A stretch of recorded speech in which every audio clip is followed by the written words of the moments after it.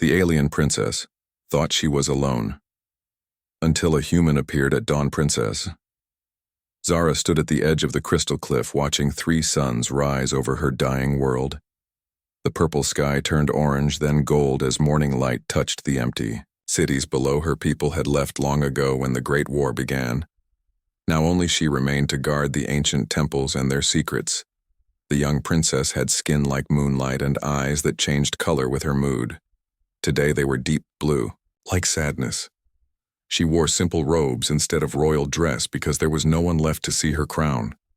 Her long silver hair moved in the warm breeze as she walked down the stone steps toward the Forbidden Valley.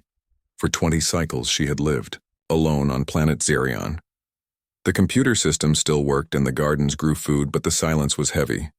She talked to herself and to the statues of her ancestors, but they never answered back. Sometimes she wondered if she was the last of her kind in all the galaxy.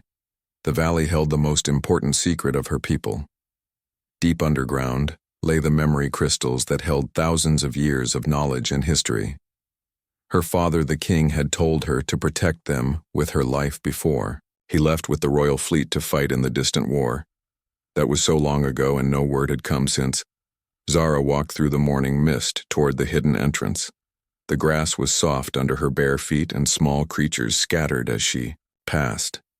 She knew every stone and tree in this place. It was her whole world now.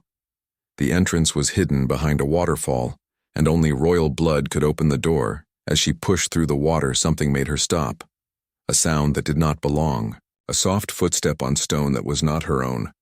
Her heart began to race and her eyes turned from blue to silver, which meant fear or excitement.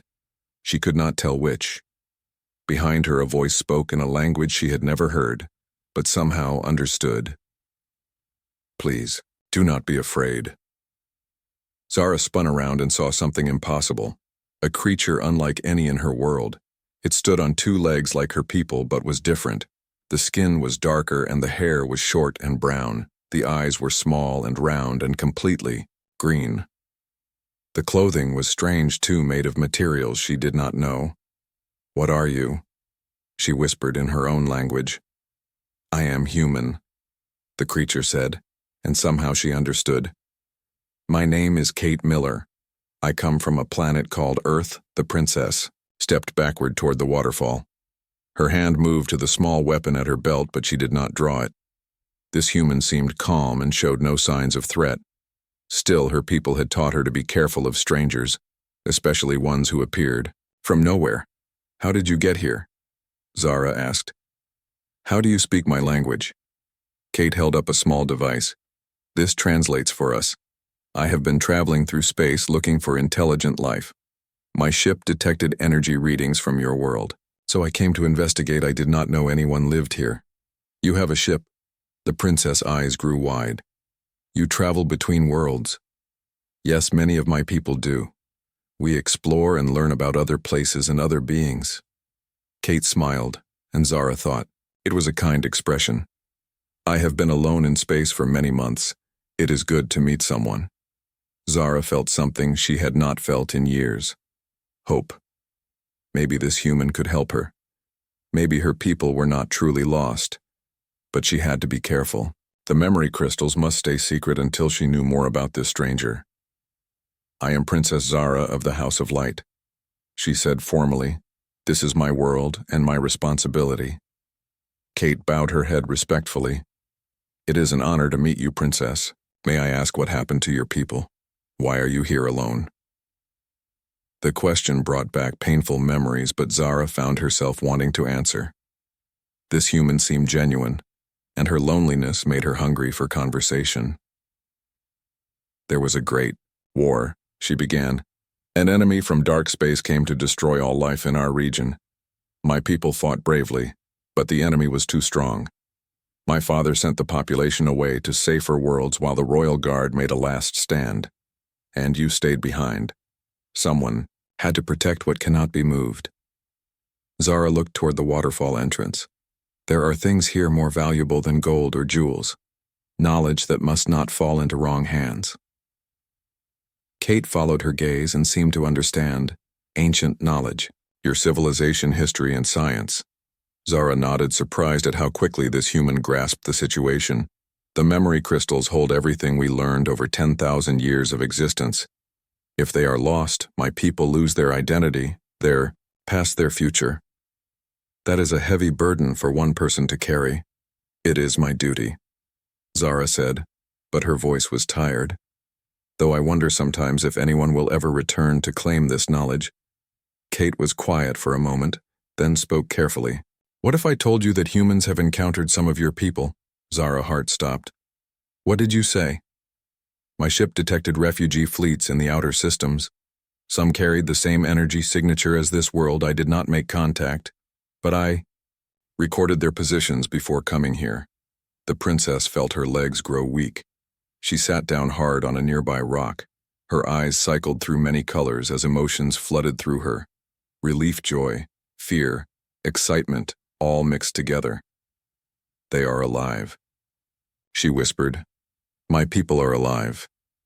It seems so, Kate said gently.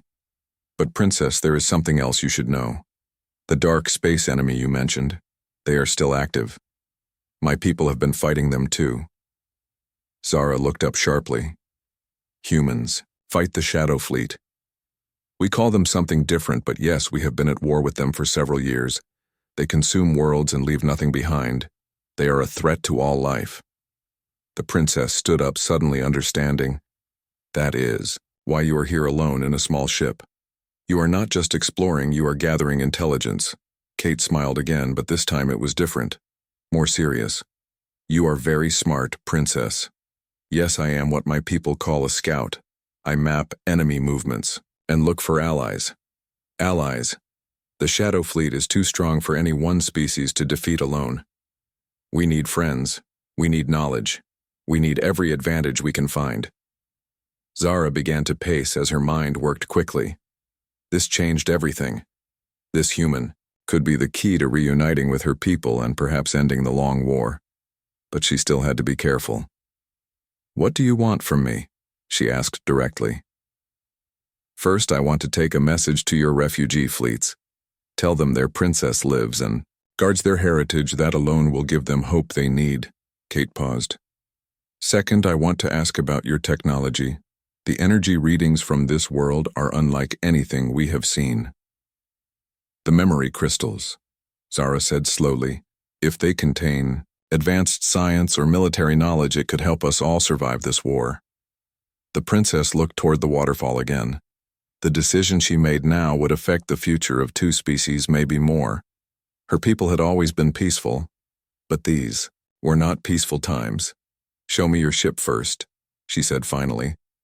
If you are truly fighting the Shadow Fleet, then your technology will show signs of battle.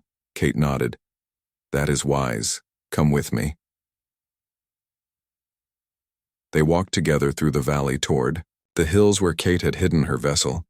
Zara marveled at this human who seemed so small and fragile compared to her people, yet had traveled alone through dangerous space. The ship, when they reached it, was indeed marked by war. The hull showed scorch marks from energy weapons. One wing had been repaired with different metal. The inside was cramped but efficient. Everything designed for long journeys and quick escapes. Kate showed her star charts marked with red zones where the enemy was. Strong and blue areas where Allied forces gathered. Your people are here. Kate pointed to a cluster of blue marks. 3 refugee fleets in the sanctuary systems under protection of the Galactic Alliance. 12 species working together. Against the Shadow Fleet, humans brought military strength. The Zentari brought shields. The Mokari brought healing technology. Each people contributes what they can. Zara studied the charts, seeing hope and possibility. And what would my people contribute? That depends what is in those memory crystals. The princess made her choice. Come with me, human Kate Miller. It is time you learned why the Shadow Fleet wants this world so badly. They returned to the waterfall, and Zara placed her hand on a hidden panel. The ancient door opened, revealing stairs that led deep underground. Kate followed with wonder as they descended through chambers filled with softly glowing crystals. Each crystal pulsed with stored information. This is our greatest discovery, Zara said as they reached the main vault. Not just history, but science we learn from studying the universe itself. The central crystal was massive and bright. Kate approached it carefully. What does it contain? The location and nature of every energy source in this galaxy, including the one that powers the Shadow Fleet. Kate turned to stare at the princess.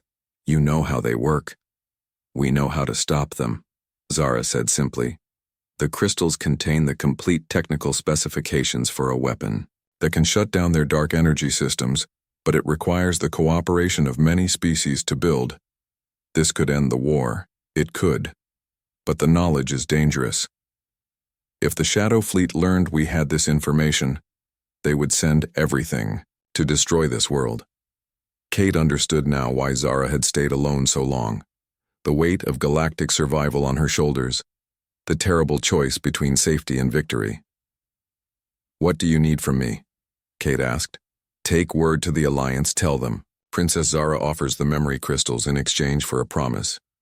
When the war is over, help my people find a new homeworld to replace what we lost. And the shadow.